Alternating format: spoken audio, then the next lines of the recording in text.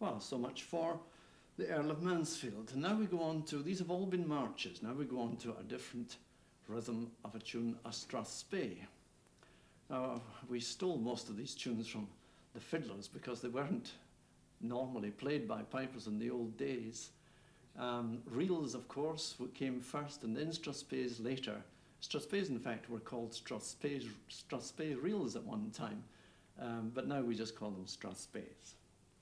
First part of Inverness Rant is nothing new, and this is how it goes.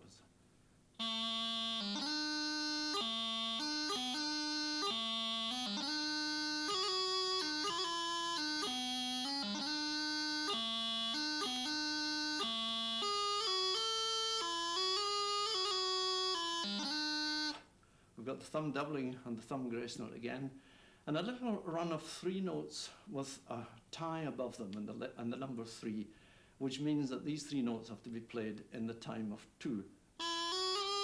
But you don't need to worry about that at the moment. Just play the notes and everything will come well in the end. And over the page we come to the second part, which again doesn't have anything new, but it has a very important movement in it. Just a combination of 2 grace notes, G and D grace notes, and that is what we call a tacham or a hacham or a hocham. Everybody's got all names for it, but it's done like this: from D, G grace note down to C, and a D grace note to low A, and it should sound. Make sure you make a big D grace note. It's supposed to sound like the clacking of the barn door when you play it correctly. Well, here goes the second part of the Inverness Rant.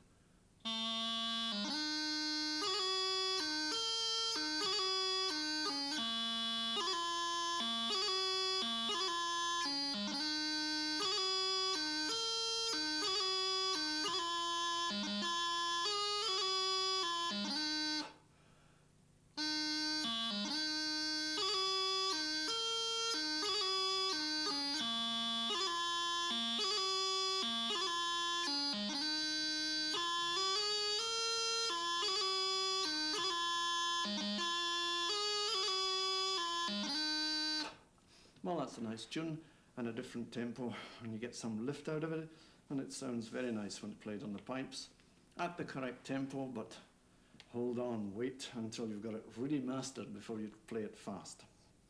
Then we come to the reel, the Piper of Drummond, and I don't know that it's got anything that's going to cause you difficulty, but just for revision we do echo beats B and C, which haven't been in the tunes before. The echo beat on B is just child's play, and on C is the very same. Here then is the first part of the Piper of Drummond.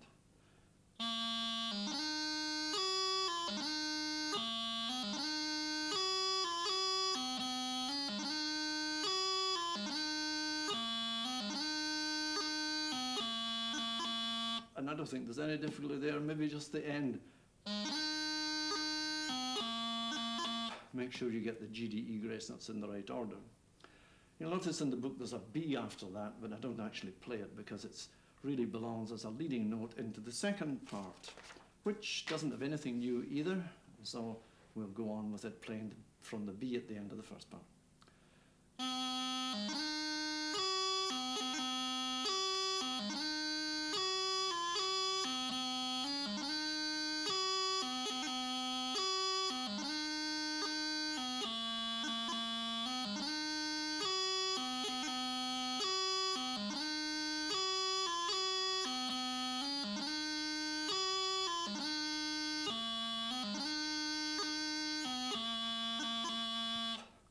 Well, that's a march, strathspey and reel that you've got, and that adds a great width to your repertoire, being able to play tunes other than just marches.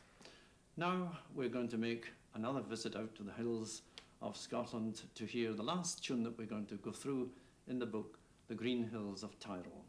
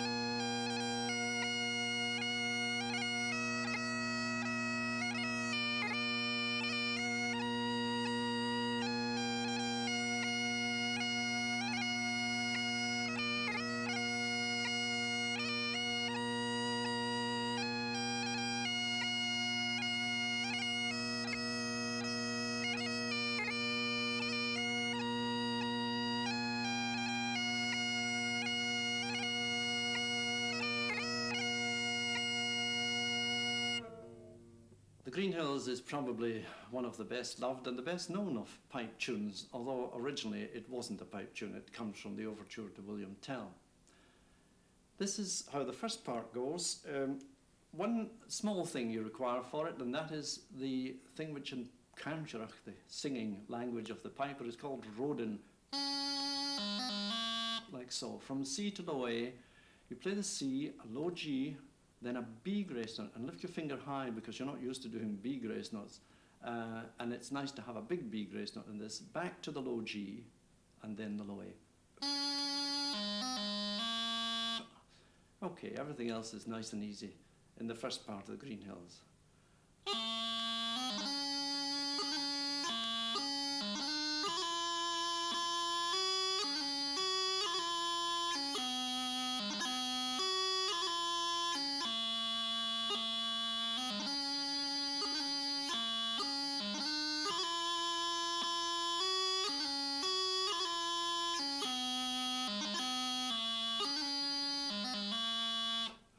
And that was rodin coming in at the end.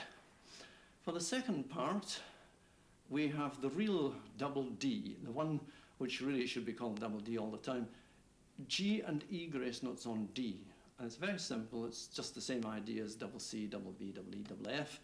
But it's never, well, it's not used nearly so much. And so some people get a little bit upset when they start to try to play it, but it's just as easy as any of these others. Like that, if you do it from an E. But again, you have to keep the two main grace notes, G and E ones, separate, and let the D come out and be heard cleanly and distinctly between them. There is another new bit in the second part, although we cleverly and cunningly haven't explained it to you in the book, and that is the F grace note. It's played from high A to high G, in between the two of them, and all that you do is play a very short F note. So it's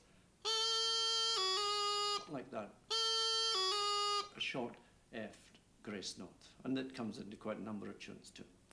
Well, here then is the second part of the Green Hills.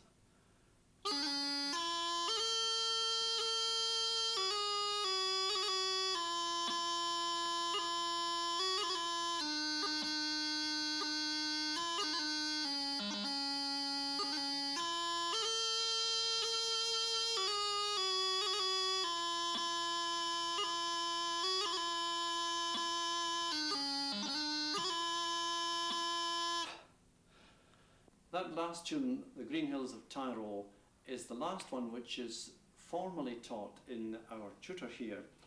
But there are some other tunes at the end which we leave for people to try on their own, because if you have been following the instructions carefully and doing regular practice, then you should be able to learn at least the simpler tunes by just reading them off the book and trying them, following the same pattern that we've been doing up till now. Well, there's the Athol Highlanders, but I've got young Ian with me here, and I'm going to try him on Pibroch of Donaldoo. He's been right through the book. Ian, have you? Yeah. So you've been right through except for the book tunes at the end. Right, now you look at this Pibroch of Donaldoo. There's nothing that you can't play in it, but I'll play over the first part for you and see how you get on. Just you look at the book.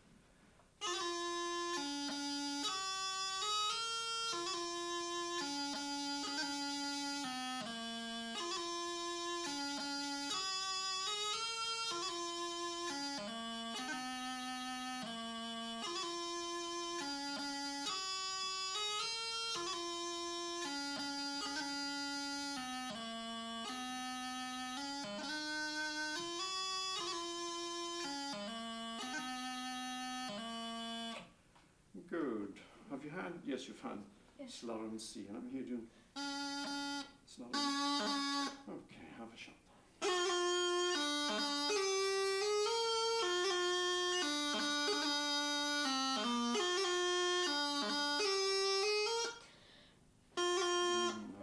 Go back a note. Remember, if you do something you don't like, go back to the note before it. So it's from the high A you want to play.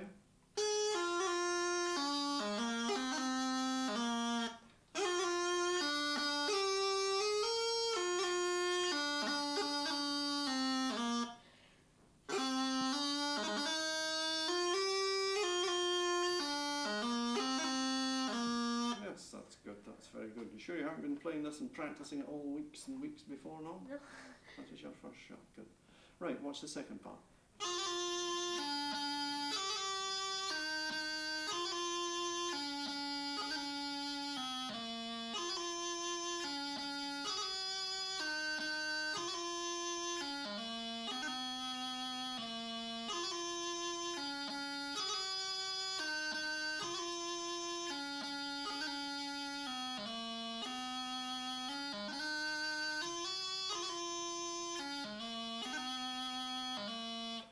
Now just one wee point, what should... Oh.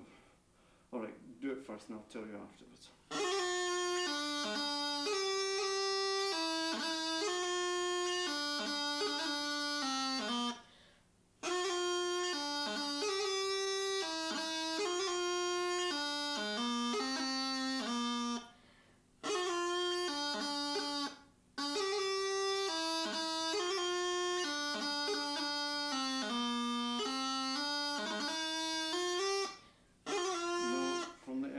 Back a note always.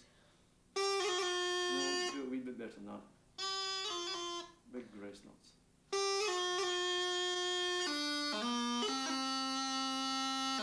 Yes, the thing I was going to tell you was your double C wasn't too good in the first part, but it was fine in the second part. And the other thing I was going to tell you, don't miss the low G grace note at the end, like the way I missed it when I was demonstrating to you on one of these occasions, okay? Try the third part yourself.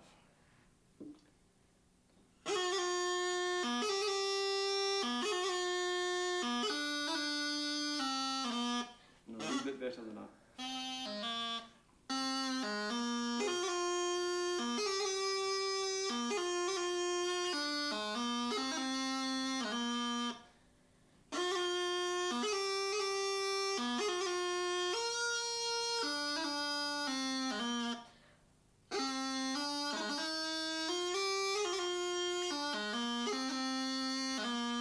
That's quite good. The thumb just a wee bit further down, it should be opposite the C finger there. Good. Right. Now the last part.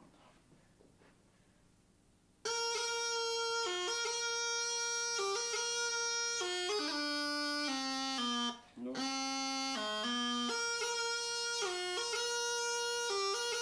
No. Too many double high A's. Well, normally we would just start from where you made the mistake, but start at the beginning here.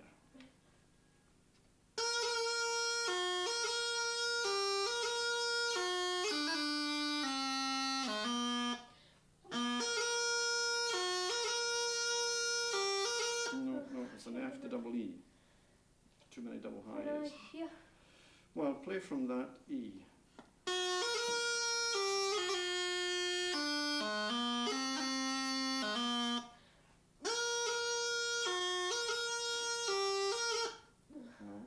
From the note before the mistake.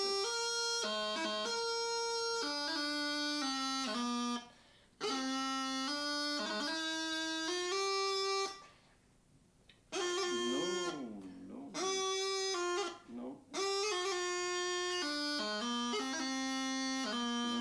You must always go back a note. If you make a mistake, back one note only to get it right, because it's the link that's important. Well, that's very good, Ian. You can go and practice that and then try the other two tunes in the book that you have in hand, and then you'll be ready to go on to the blue tutor after that. Yeah. Are you on to the pipes? No, I'm just in the goose bag. You're on the goose. That's just about right at that stage.